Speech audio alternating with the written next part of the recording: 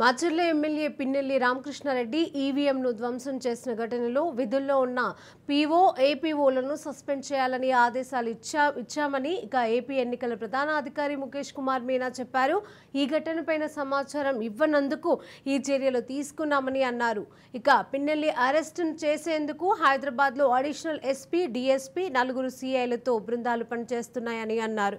మాచర్లలో TDP నేతల పర్యటన ఈ సమయంలో సరికాదని ఆయన వెల్లడించారు.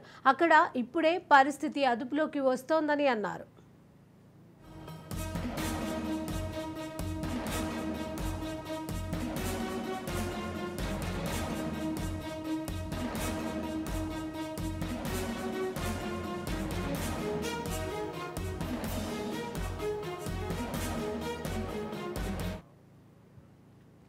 టీడీపీ నేతలు వెళ్తే వైసీపీ నేతలు వెళ్తామని అంటారని, అప్పుడు మళ్లీ పరిస్థితి అదుపు తప్పే అవకాశం ఉందని అన్నారు.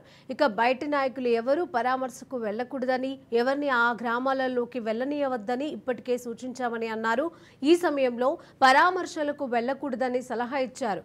పాల్వాయి పోలింగ్ స్టేషన్లలో ఎమ్మెల్యే పిన్నెల్లి రామకృష్ణారెడ్డి ఈవీఎం ధ్వంసం చేసిన విజువల్స్ ఎన్నికల కమిషన్ నుంచి బయటకు వెళ్లలేదని అన్నారు.